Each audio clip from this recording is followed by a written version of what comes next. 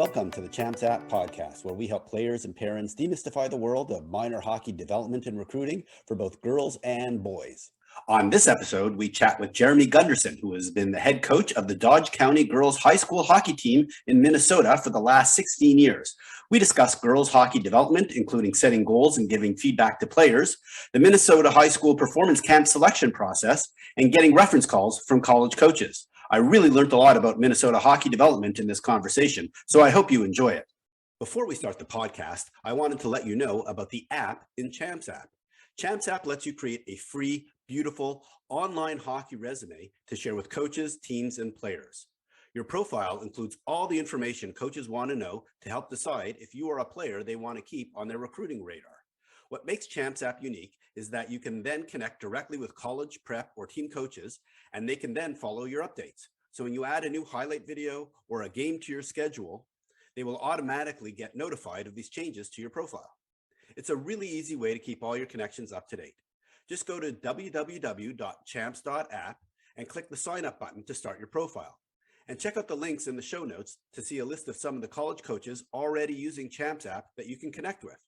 Stay tuned after the episode for more details on how easy it is to create your Champs App. I'm very excited to have on the podcast Jeremy Gunderson, who is the head coach of the Dodge County girls high school team in Minnesota. Originally from Rochester, Minnesota, Jeremy graduated from the University of Minnesota Duluth and started the Dodge County boys program 23 years ago and the girls program 16 years ago. Welcome to the podcast, Jeremy. Thank you, Ray. Appreciate it. Hey, so happy to have you here to talk about Minnesota hockey, especially high school hockey, and how you've really helped with the Minnesota girls development. Would love to hear a little bit about your hockey history like we do all of our guests. Yeah, no, I don't probably have the color background of some of the guests I've seen on here lately. So as far as my playing days, but myself grew up in Rochester. You know, we are a very strong-rooted hockey community. So a lot of top athletes have come from this area. So myself, I kind of started watching, getting around the rink. I think it was around like when I was younger at the rec center, going to like swimming lessons at a young age. I started seeing kids playing hockey, and I got my mom to finally sign me up. I think when I was about 6 years old in the Rochester youth hockey program, and it kind of stuck with me since. Through the youth side of things. Growing up, it was great to watch programs like the Rochester Mustangs. Saw a lot of guys that were kind of your heroes at the time playing down here. To me, that was like professional hockey, watching these guys play locally. And back in our day, before now, it was just basically John Marshall and Mayo had some great rivalries and great players. Being on the Jam side, I went to about every Jam Rocket game, and that was your goal as a young player growing up to play for John Marshall. And it's fun to see some of those older players that you watch now skate with those guys in men's league once in a while and things like that, and talk about those days of portion. But after I finished at Jam, played a short stint a little bit at junior hockey, and then went up to Duluth, graduated from Duluth, and came back. When I got back in the community here, I got selected from one of my friends that Steve Howarth, who runs the arena right now in Casson. He started the first ever boys high school varsity coach for the Dodge County boys program. I believe it was 98 or 99, and said, "Hey, do you want to help coach a little bit?" Previous to my coaching experience, I helped with, when I was in high school with the Bantam programs in Rochester a little bit. And then I actually coached with Mike Randolph as part of a coaching minor at the University of Minnesota Duluth when he was at Duluth East, and they had like Locker and Spihar and some of those players. So I did a short stint to finish up with those guys. And so when I came down, then I got on the ice with Jeremy? Dodge County. Sorry. Yeah, just a quick question for you. So while you were playing both junior hockey, high school hockey, and I don't know what you're doing during college in terms of your actual playing, but was there any indication inside of you saying, "Hey, maybe I really like coaching," or was you were just getting asked to come out and coach and then you happened to like it? Was there like anything inside you saying, "Hey, wow, like this coaching stuff is pretty fun"? Yeah, no, I mean, I enjoyed it. It was a different aspect to it. I still like the competing side at that time a lot more than the coaching side.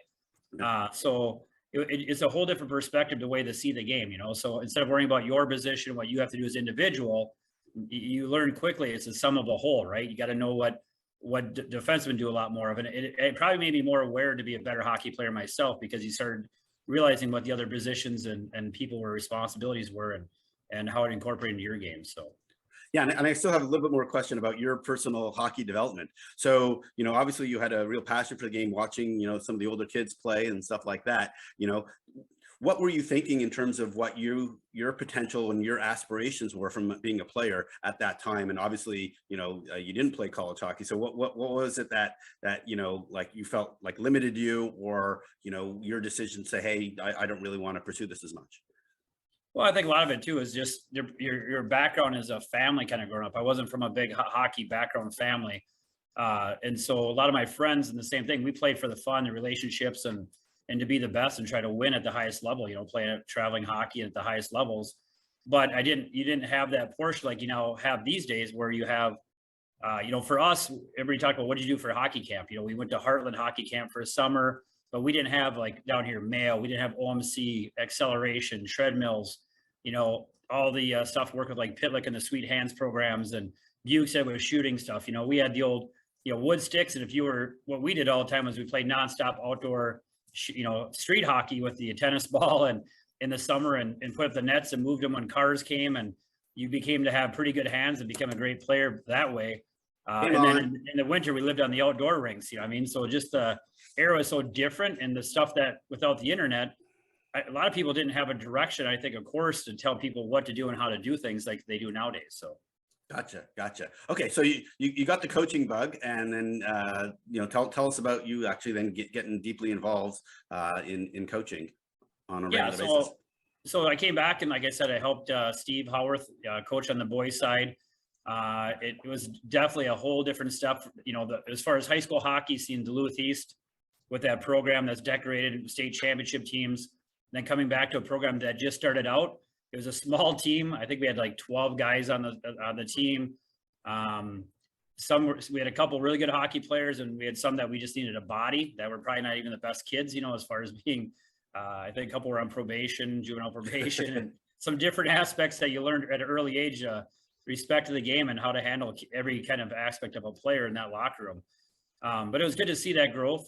We had probably, of that team in those eras on the boys side, 3 or 4 that went on to play college hockey out of that group, was surprisingly. So it was good to see those top kids still excel under that prospect. And then during those times, I had a daughter, Emily, and another daughter, Allie.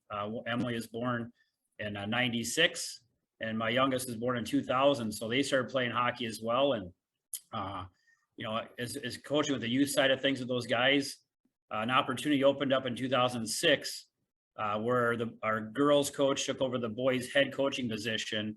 And at that time, I decided I was going to switch over to the girls side. One, I wanted to have a good opportunity for my daughters to still play girls hockey. And number 2, I'd rather spend time with them than, obviously the boys team, because it's family related. So. Gotcha. And as you made that transition, what was the difference between coaching boys and coaching girls? Well, at first I was just my daughters are playing the boys side, but I would watch the girls practice going, oh my gosh, I hope I never have my daughters play this sport, because it was so bad. I was watching high school hockey where players can't skate backwards or stop yet. It was like learn to skate, it was that new. I kind of would chuckle. So when I look back to these days where we've came from to see where that was at those first couple of days, it's been a drastic change, and for the good, but it really makes you kind of think back what has really happened with the girls program altogether around the whole state of Minnesota, more or less just our program. But taking over, there's some very quick analogies that are different from guys and girls hockey. I remember the first game we had, girls take everything so literal, and they got to really pump up their tires. Even if they're a super good hockey player, they always have a fear of failure, where I could have the worst JV boy, but he thinks he's playing the NHL and that he's the greatest thing since sliced bread. So you got to really knock the guys down. And for girls side, you got to really build them up. That was probably the first thing I realized. And also when it deals with players, girls take everything so literal. So if you tell them to go to the net and cover the net, they'll go to the net and stay there the entire time and not move when you're yelling at them. So there's different aspects where guys a lot of times weren't even listening. So you saw those 2 different parts. But I remember coaching wise, I had a player back checking and on the bench and skating stride by stride by the player she was defending, back checking. They passed it cross ice, and the player tipped it in on redirection. They scored the goal, and I still remember her coming back to the bench, and I said, "Hey, you got to back check and get that stick. You could have saved that goal if you just one extra step." And she started bawling, saying, "Hey, I suck at hockey. I'm terrible. I don't want to play anymore," and just kind of totally broke down. And I remember looking at my assistant coach going, is there something I'm missing here? And he's like, yeah, girls hockey. Like, here's how the approach is, right? So we learned like, hey, you're in a great position. You were skating stride by stride. You did a lot of really good things, but next time, let's just left the stick. And it's just the same thing trying to be taught was just a different approach, and it's done wonders in just those little modifications. So yeah, definitely a lot of coaches that my kids have seen probably could use some of that advice on how to coach girls. So that's some great insights that you have there from that experience. All right, and so correct me if I'm wrong, you actually had your daughter had some success of being able to play D1 hockey for a period of time. So was that because she came through your program and had some pretty good coaches? Yeah, so Emily played at Lindenwood for 2 years before she went up and played for Natalie Darwitz at Hamlin. She had a full scholarship down at Lindenwood, so it was a hard choice to leave, but her major wasn't going to take her anywhere academically, and she knew there was no women's NHL. So at that time, she made the move. I had coached with Coach Darwitz a little bit during HP processes. Also, she was at Lakeville South. I was at Dodge County, so she had a good amount of time with my daughter Emily. Also, Jake Brabowski, who's an assistant coach of the U with her, was Emily's his daughter was Emily Sarah, was the daughter of Jake. So they're roommates at Lindenwood. So it made the decision for her to come back to Minnesota to finish her major much easier, and also to have those two as her coaches was a big asset. So in getting her to come back to Minnesota to kind of focus more academically. So, but yeah, she came through our program, and like I said, a lot of it would be, when you're a Southern Minnesota small school kid, you can put up some good numbers, but that's why that HP process is so important for us out of Metro kids, because you're comparing apples to apples. So they can't say, geez, that kid's really good, but she doesn't play a hard schedule. Well, now they're on the ice with these kids head to head, and you can really compare apples to apples. So gotcha. So we're going to get into the HP high performance process in Minnesota, sort of, because I want to go into that in great detail. But that's really interesting. Now, talk about the actual team, that you have at Dodge County. Correct me if I'm wrong. Girls come from all over the place to play there because of the location, and you guys play a really competitive schedule. And last year you had a decent season, but you play some really top teams like Andover and Edina and maybe Minnetonka. I don't know. I'm not as familiar with the Minnesota high school teams, but I know there's some really strong ones, obviously in the Minneapolis-St. Paul area, and then obviously War Road always has a really good team. Correct. Yeah, no, we've been really fortunate. We're independent, so we pick our schedule based upon coaches I've known in the past and their athletic directors, and scheduling that top competition. I've been a very big believer that I'd rather lose by 1 or 2 goals and teach kids the right way to play hockey than just go out and blow teams away and, hey, we're 25-0. We are a co-op of 8 schools for a period of time there, because of the fact that a lot of these kids are just farm kids. They're, at one time I kind of made a joke that our hockey co-op was like the HVL conference for baseball and football. They all played each other, but here we brought the whole HVL to make one team. In our co-op, we've had a lot of these small schools only produce 1 kid, sometimes no kids at periods of time. Majority of all of our players have always been Cassim, Manorville, and Byron. So over the years now, specifically last year, we've shrunk our co-op now to be just Cassim, Manorville, and Byron, and Hayfield, and we will be under the classification for enrollment to be back towards a single A for the first time in our program history. Okay.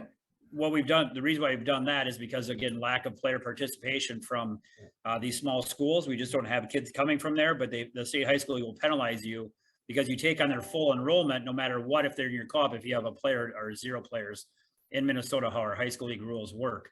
Playoff, we'll still play a very hard schedule with the best AA teams in the state. And then obviously, like Warroad does, they then will play in Class A when it comes to playoffs. So the model I've seen a lot with Warroad has been just like that, right? Play the best of the best, and then come playoff time, play in a size classification class that fits your enrollment of players. So we do play a lot of kids 7th through 12th. We have a JV and a varsity. We do not have a U15 program. And I've always kind of chuckled because I think we've been the only AA program for years in state where we have, for the longest time, we only had a 12B that fed a high school varsity. Then we had a 12B, and eventually we had a JV and a varsity. And now we have a 10B, a 12B, a JV, and a varsity. So we we usually only have 28 girls in our youth hockey program to feed a high school program. So we spend a lot of time just developing the players we have because it's about the equality. We don't have the quantity factor. So we take a lot of pride in doing all these programs just because we have to, we have to play with what we have and really develop what we have that comes through our program. So. Gotcha. So a couple of questions. So for most of our audience is from outside Minnesota. So they're used to hearing about AAA hockey. And so there is no AAA hockey. I learned this last year when I came up with my son for a tournament. There is no AAA hockey in Minnesota. It's AA or A or below. So why is that? How come they only call it AA? That'll be my first question. I'll let you answer that. Well, the high school league has classifications for Minnesota hockey. So USA Hockey runs AAA programs. Minnesota Hockey is the state high school league. That's who oversees high school hockey in Minnesota.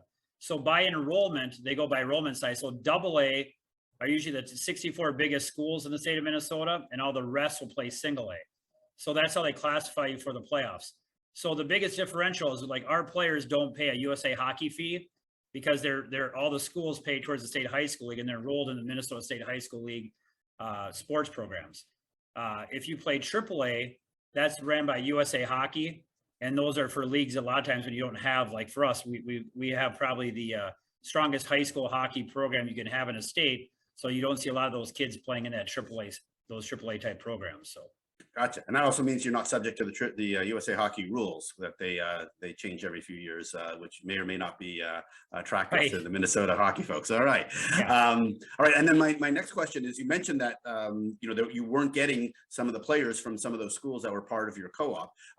Is that an enrollment challenge, or is it just, there are other issues as to why you aren't able to get some players from those other schools? Is what's going on in Minnesota girls hockey?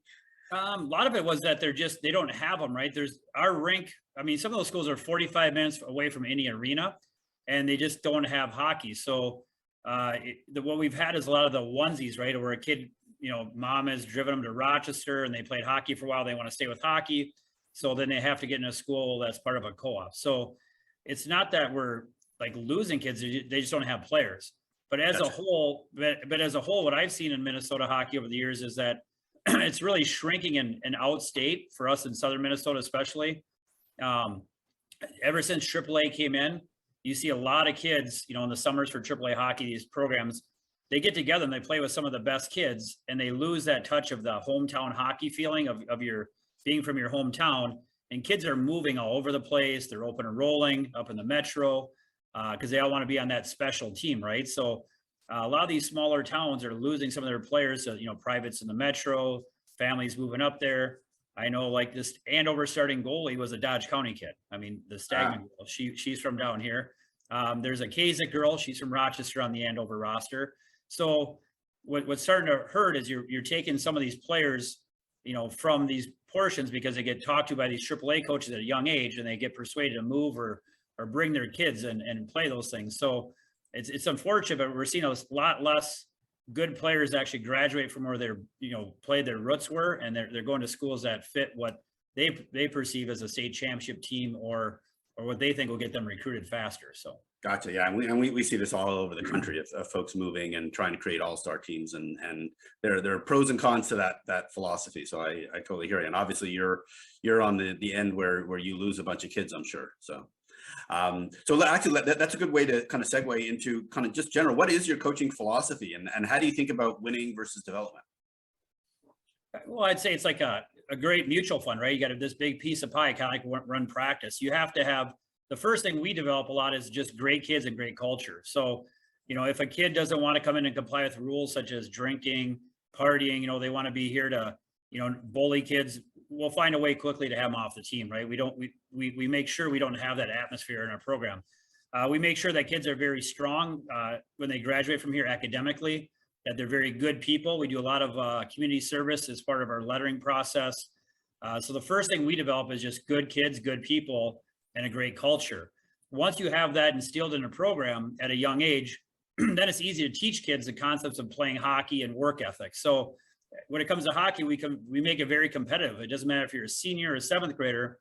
I'll start a seventh grader all day long if they're working harder and a better player. So in our locker room every day, kids know how they have to compete for their spot. they have to work hard and be good kids on and off the ice. Otherwise, they're really not going to fit in our culture or our lineup. So. Great. And so, how do you give feedback to your players? Obviously, I'm sure you're giving feedback during the game. Hey, you could have done this, or what did you see, and all that kind of stuff. But kind of bigger picture, how do you give feedback on here are the areas you need to work on, and an even bigger picture, here's what your potential is if you keep going down the path that you're going, versus here are your other options. How does that work for you? Because what I found across the North America is that feedback is, while it's a gift, isn't being given very often, or at least not very well. Yeah, no, we spend a lot of times having quite a few, if it's even a Zoom meeting or one-on-one time with players. I mean, for example, in the summertime, we just wrapped up our STP summer training program. We can work with our kids in June and July. Our program skates 2 days a week with our camp. We play in probably 14 to 16 scrimmages throughout the summertime. And by the time the scrimmages end at the end of the year, I tell the kids kind of where I gauge them, seeing them coming up in the lineup for the future. I ask them what they're doing to improve in the off season, what they want to have for a goal and objection for coming into the season, where they saw themselves after and the summer came. Where do you see yourself in the lineup? Where to see if we're on the same page or if we're miles apart. 90% of the time, if I ask a player where they see themselves is like what line? Well, I'm third line, or I feel like I'm my best center. I'd say 90% of the kids are pretty well, right on as far as their engagement, where they see themselves. The problem is parents are usually 20% correct where they see their children. So that's where the disconnect is. So every meeting I always have when it comes to like a parent or player issue, I always have the parent with, because it's usually never the kid. It's always been like a parent, trying to tell the kid, this is what you should be saying or doing, or vice versa, where the players themselves, it's amazing. They get it. They understand their role. They know where they're at. It's usually the parent interference that taints the waters, in a program. My parents are very, don't have that many issues. I'm very outspoken. I have the heart to heart, the bad conversations. I don't do I call it the rainbows and unicorns, that your kid's awesome. It's going to happen. I've told parents like, hey, if she ever plays varsity, that'd be a great win, but I really don't see it. Here's where we're at. And we have those hard talks, right, to give those moments so that people don't have those inflated expectations that may never happen. And that's where I think a lot of the problems lie. And I'm one that they can call, text, email me. I'm not afraid to have a conversation all the time. After games, I'll go up to parents, if they go up to Legion to, have a beverage or whatever. I'm not afraid to sit and have those conversations, because there's nothing to sugarcoat. I like to be very honest and out front. Even like I tell them, you may not like what I like to hear, what you're hearing, but this is the truth of what we see, and they might get mad at you for a while, but then they respect you because you're honest. You're obviously giving an honest opinion of what you see and talk through those issues. So. Gotcha. We also have at the beginning of the year, we hand out a pretty good packet, which talks about it talks about the player, and it's pretty detailed. It talks about, tell me about your strengths, your weaknesses, what position do you like the best? Where do you see yourself in the roster? What's your short-term, mid-term, long-term goals as a hockey player? And then we learn which kids want to play high school, play college hockey, be pushed. There's some kids that just want to play JV hockey and be left alone and enjoy the experience. And we make sure that we model the players' expectations and their goals to how we coach them, right? So if we have a player who says, I want to play Division I hockey, my goal is to be be a top 5 Miss Hockey finalist, which we've had several at goalie and skaters. We'll push you that point. So, and we'll work you that point. We'll have a different plan of expectations that we're going to coach you a little bit different, because you're going to have some stuff off of practice you're going to have to do on top of what we normally do for everybody else, and set those goals and standards for those players. So we usually go in the season, one, we kind of know where our kids are already sitting at based upon summer stuff and their off season. And then number two, we have a strong sense where they want to be at by those sheets. By the first week, we know what their individual goals are and what their team goals are, and kind of a little bit of where they think they see themselves on special teams, or power play player, penalty kill, or a defensive defenseman, or the first set of D.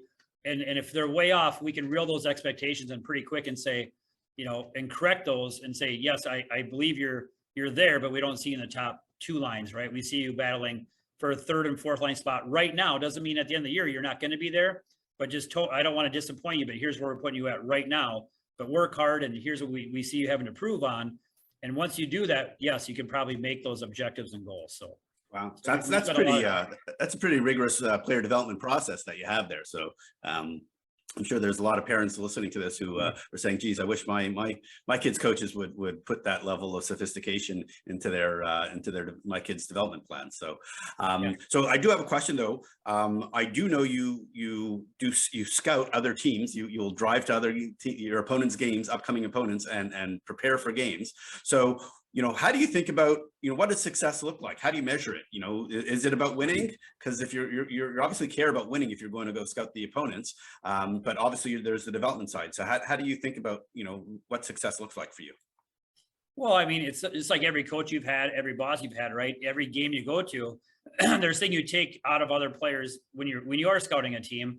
There's things you're taking out too. They're like, wow, that power play is awesome. I love that. Like I just watched Orno play in the state tournament this past year, and they ran some simple concepts that make a lot of sense that some teams didn't run, and I'm going to implement those this year. A little bit of a twist with some of the stuff we run, but one, you learn when you're watching, right? You can see different face-offs, different plays, what people do differently on penalty kill, power play, special teams that kind of give you that little edge. But for us, I'd say success is, you wins and losses are great, but I think for us, it's like every game, as long as you put together a great product and performance, that's a win to us as well, right? So when you roll into let's say a Minnetonka or a Hill Murray, teams like us from outstate, a lot of times are getting waxed, 10-20-0, right?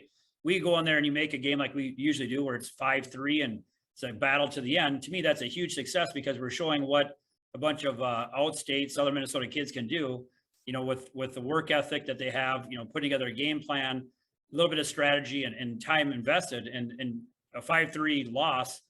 Even though it's a loss, it's still a win to us because we know our kids performed very well, and we were outgunned a little bit, but we still, made a game of it. So that's awesome. That's awesome. That's a holistic way of looking at how you're playing it. All right, so I'd like to transition now away from the high school hockey and now more into the general Minnesota hockey development program. Obviously, you've been highly involved with USA Hockey and the high performance camps. Maybe just talk about how it all works, because that's actually something which is very different in terms of how that runs in Minnesota versus the rest of the country. I've been involved in some of the USA Hockey evaluation process. I have my opinions about it, but I know in Minnesota it's very unique. I believe maybe Winnie Brook-Brown, who's a previous guest on the program and recently retired, has been highly involved in that. Maybe just talk about how the whole process works and how you've worked with some of the key folks in that program.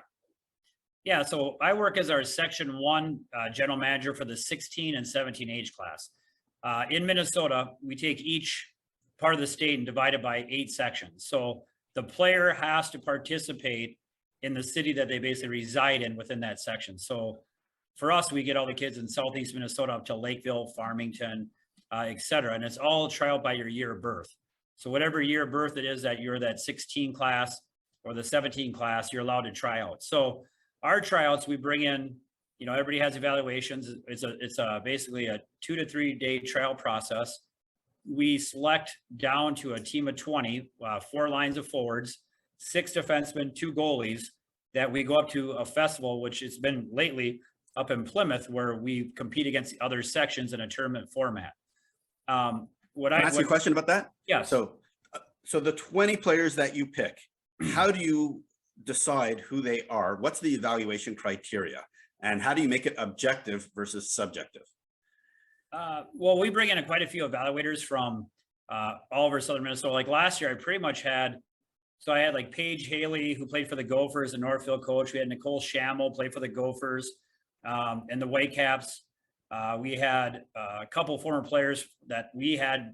Molly Shelton played at Stevens Point. We had another coach. So these are all evaluators who have no connection to the players at all. They are not part of the Division I. They are from outside the area, or they may have come from originally from it, but they're not coaches. They are not parents. They are not part of the actual administration at evaluating it. So there's no bias. Is that what I'm hearing?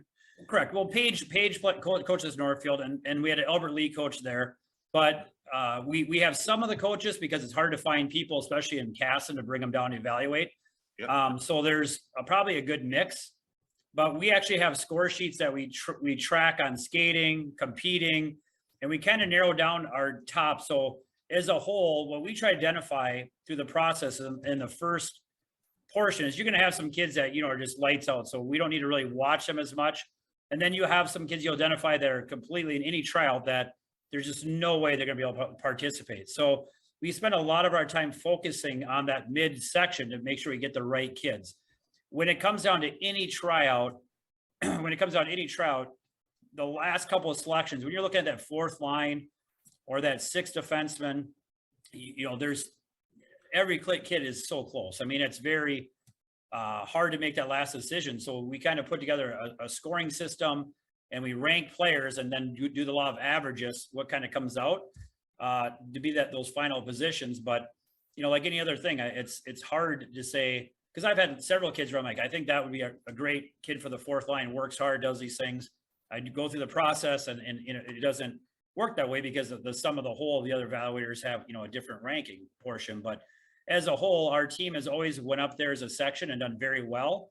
We've got a lot of our kids that have always made it on to the final 54. So as a group that we have doing evaluations and our practices and the trial process, we don't really believe we miss anybody through the process, because the whole objective is you're trying to identify these kids and make the U18 USA hockey program team.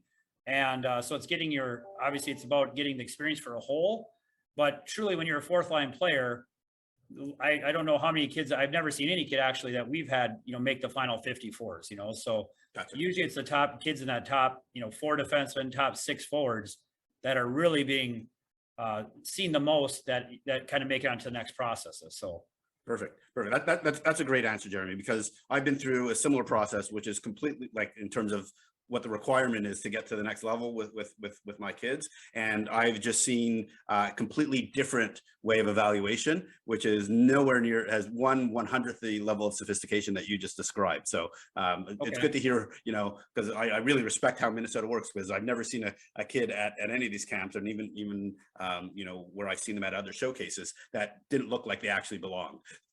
Right. So, and sometimes it's nice when you do have, having that mix of high school coaches around too, because when you're in a short tryout, you still have to take consideration. A prime example is a kid from Dodge County was kind of dinged up for I can't remember a Pee Wee tryout, but Brody Lamb, he got drafted by the Rangers in the 4th round here a couple of years ago, played for Green Bay this past year. He's going to be a freshman at the University of Minnesota now playing. I watched him have a tryout and he's, phenomenal hockey player. And you watch a short tryout and this, he's sick and dinged up from an injury and looked nothing like the part, right? Like that you would have had at that age. And I think it's nice to have people that still know a little bit about the room too, as far as some of the kids, because in a short trial process, you still have to have, you're going to have some kids that may come off an injury or having the flu. We had COVID, pretty bad through things. So it's nice to have that room, still have those conversational pieces that people still know a lot of the kids down in that Southern Minnesota region, because, again, to say that you would cut a Brody Lamb from the PWA program when he's the best kid by far is just insane because of a one bad day trial. You know what I mean? So, some of that stuff has to be kind of weighted in besides the trial process. So. Got it.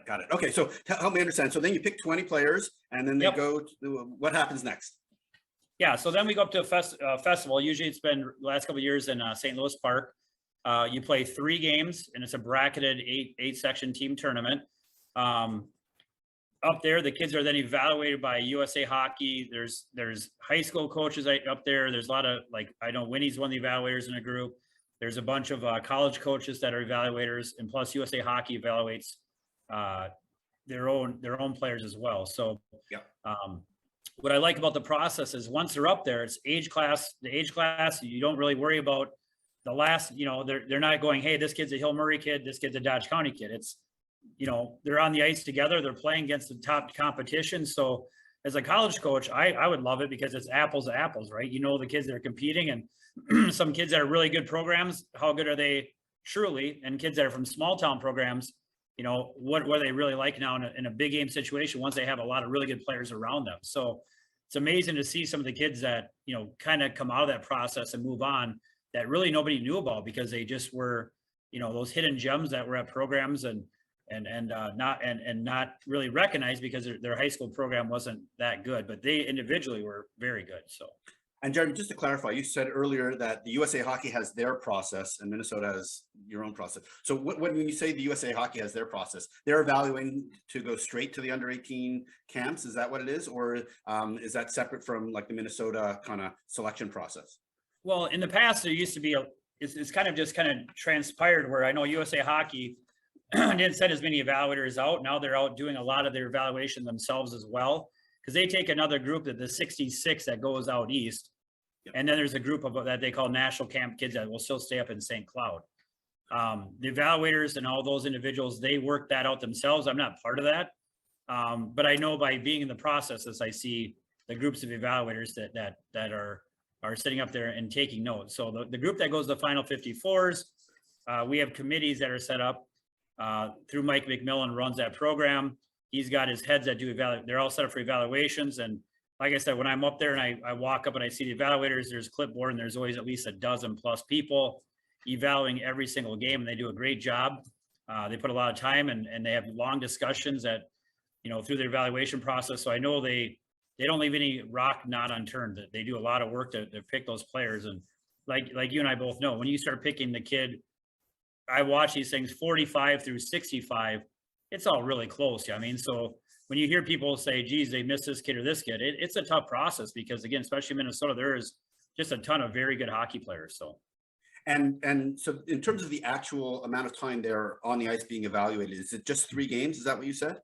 Yes. Yep. Okay. So that's a relatively short amount of time to actually pick a player, right? I mean, that's not a lot of hockey. And correct me if I'm wrong, from what I saw this summer, they're basically 2 25-minute stop time games, right? So that's not a lot of hockey. Yeah, I don't know if at the 16, 17s, I believe is a little bit longer. I guess I don't pay that close attention, but it's halves. Each goalie plays a half. We run 4 lines, 60 equal, and just roll them. So there's no favoritism. Yes, power play. Even for a goalie, that's really tough. 3 periods of hockey, that's still pretty tough. So are they incorporating other information that they have from previous evaluations or regular season stuff? Yeah, I don't know what they do. I'm not part of the evaluation group. Like I said, we just put together our group from section 1. We put together our best product we can out there to represent our, Southern Minnesota and make sure we just have the right kids. And like I said, we've got a lot of kids that kind of move on, and from their selections, I don't really see them make poor selections. Sometimes you always say, gosh, I thought this kid or this kid could have gone on, but I don't go in and have those discussions or anything like that, because it's like anything else. That's somebody else's position that they're doing it and they have a reason for it. So. Gotcha. And obviously quite a few of your kids have made it through all the way to national camp and the short list. So, how does that make you feel when you see some of your players from when, I'm sure most of these kids, you got them at a really young age to kind of achieve that level of success? Yeah, no, it's great. It's great to see that our hard work pay off. One as a program, it helps solidify what we do as a group and the coaching staff and people that put time into it. And it's great just to see the honor, the excitement that those kids have, that they get rewarded for all that extra work they do. Like I said, most of our kids are always they skate at OS with Winnie. Some of the kids did a lot of CADP training with Lenny Vanelli back when you ran a lot of that stuff. Our kids are working with like Lance Pitlick has a Sweet Hands program that's excellent, and Bukestead for shooting. And, a lot of our kids are putting in an extra mile. So, and doing a ton of training. So it's just great to see them rewarded for that hard work and their good behavior. So. Gotcha. Okay, I got three more questions for you. One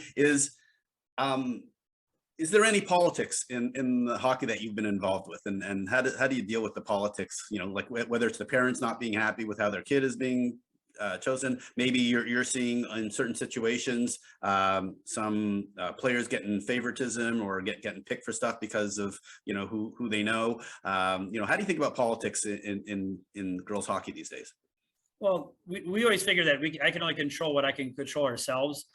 And so I make sure that we have none of that stuff going on in our hockey program by any means all the way through down. So what we try to make sure is that I always tell the kids, I don't care if your dad's my boss. I don't care if your dad's an attorney, a lawyer, a doctor at Mayo, or if he's the garbage or the janitor. That has no bearing on how I'm going to pick you for a hockey program. Because again, at the end of the day, you just got to live with yourself and the decisions you make, and you can control what you do. Have I seen things that I question? Of course, I think there's not a person out there like, wow, that kind of seemed to be a one-off or something unusual. But I don't get to make that decision or control, but the person that does those things, they have to live with themselves and trust their integrity, right? That's on their end, not our end. So to question it, that's up to them if that's what they want to kind of go through and live with. But I know for us as coaching staff, and I think that's why you see every year, I think right now in Minnesota, in the state of Minnesota for hockey, we have 29 coaching changes again this year. So I've been doing this thing since 2006. And I think a lot of it is that reasoning right there, right? Is we make the decision best for a program, and then we make it best for the kid individually, and we don't let any of those other sidebar things kind of influence our decisions. So, and if we did, we probably wouldn't have the success we do on the ice because, again, I have to put my best kids out there in the best product. That's the only way we're going to produce. So, do I think there's stuff that happens sometimes? Of course, I think we all do, about in everything, right? In your job and hockey and politics. I mean, you could go pretty deep rooted on some things, on those platforms. But a good philosophy I always think of it with is that as a coach, you have to make a decision. And if you're making the right decision, you can live with it because it's proper, then it's the right way to go. So. Perfect. All right. And how often do you get calls from college coaches asking for references on your players? And what is that? How does that go? And how do you feel about those kind of calls?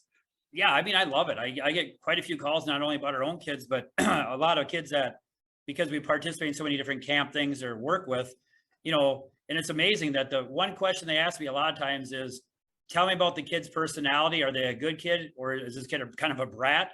Because they see the talent side, right? And they know that I get to work with them at a different level, which is the every day. And do they pick up pucks? Do they shake hands? Are they a good teammate on the bench? Were they coachable? What did you see with their personalities? And then what were mom and dad like, right? So that's a huge one. I hear a lot of that because, again, when you're looking at a Division I athlete, there's that fine line probably between, a lot of these players and who they select. And last thing you want to have is that parent probably who's coming in calling the AD on playing time every 2 seconds, because it happens at the college level as well now quite a bit, and obviously at the high school level. But what's the parent like? Do they want to coach the kid? Are they good people? Are they good in the community? So as much as they're looking at these kids nowadays, they're also, looking at the parenting backgrounds, because again, if a kid's very close in talent, I'm sure that probably weighs in a little bit on the final decision on what you want to be part of your culture and your program at that level. So. Awesome. All right. Last question. What advice do you have for parents and players as they kind of are going through, the development process of the high school development and both evaluation at the national level and just personal development, just become the best hockey player they can be? Yeah, I mean, I've wore both hats, right? I've had daughters come through and play. One daughter came through and played, for friendships. She was offered Division III spots to kind of continue, and just said no thanks. I'm going to go to computer science. And I loved hockey, and the experience with my friendships was the fun part. And I had one that went far and played Division I hockey. So I've seen it from a dad perspective, and I see it from a coaching perspective. But I would say the biggest thing I think you do is just live the moment as a parent, because you don't get those moments back, as far as a parent. So you start thinking about those rides home where you're like, gosh, you should have done this and this and this and this. You critique your kids, because I've done it myself, and guilty of it. But if you go back nowadays and say, I think most parents got to say, I just love to watch you play the game. If you can reinforce that to your child, that you just love to see them on the ice and love them playing the game, you're going to see probably a whole different aspect of your player flourishing. Because, my oldest came back and coached with me this past year for a year to get back, and I said, it'd be fun to coach 1 year together. She coached junior varsity. And so I had a lot of time to learn about what she took out of those moments. And the kids literally can't tell you scores of games or some of those moments, but they'll tell you about, the hotel experiences, the stuff with their friends, you as parents, the get-togethers, the swimming pool parties, the positive stuff you said to them. They want to have a parent, not a coach, if that makes sense, as far as the feedback that comes out. I've got a lot of other former players that are now coached with me as well after they're done with college, and it's the same story. So I think a lot of people are looking at that short term, what's in front of them right now versus the big picture. What is this that you really truly want out of your kid? And as a parent, it's just helping correct them and supporting them, but not trying to be their coach and probably, to the point where they don't want to play the game, right? It can be, reversed onto these kids as far as their development. And like I said, so I think the big thing to take it out of there is it's a hard process. Very few kids do make it on to that higher top level. And so try to get them as far as they can. Like again, not everybody, like I always make this a joke because up in Minnesota, Edina has a lot of money and great hockey players, but not every kid that plays hockey in Edina plays pro hockey, right? There's a reason for that. Everybody's born with a certain level of talent, and you try to make the best experience and get them to play at the best that they can by doing all the training possible. But at the end of the day, we all have a number that we're as good as that. You can't get better than that because that's what we're born with, right? So I think enjoy the ride.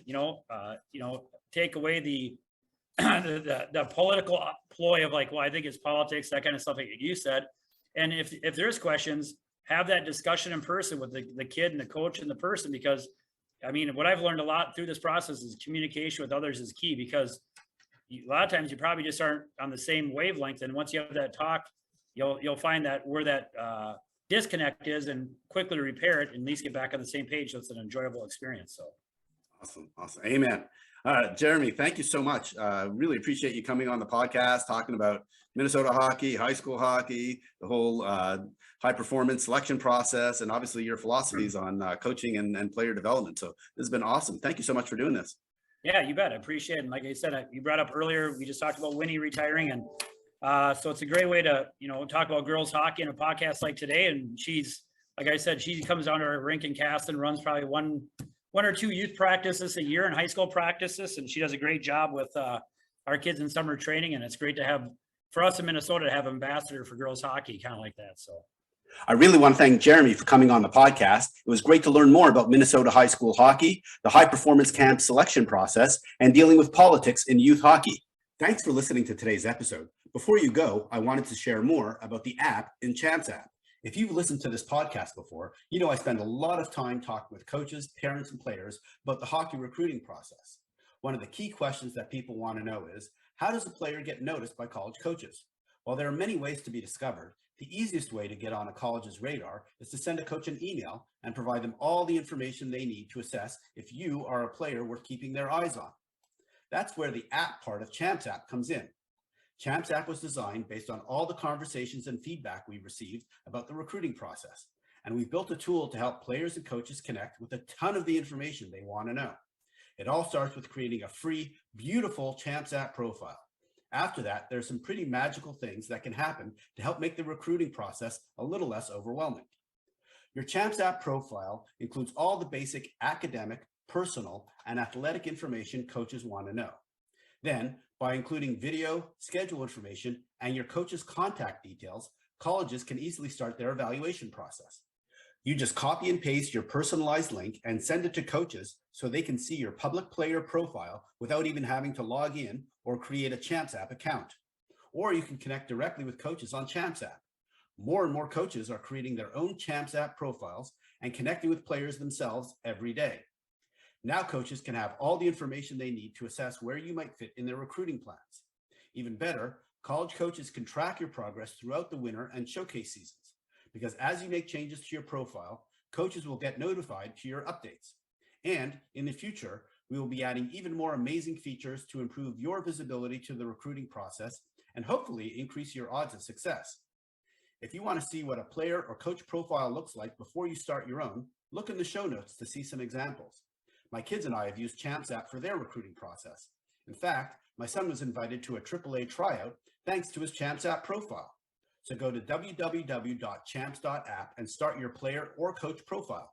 It only takes about 15 to 20 minutes to complete most of your key information. Good luck, and please let us know how it helped with your recruiting journey.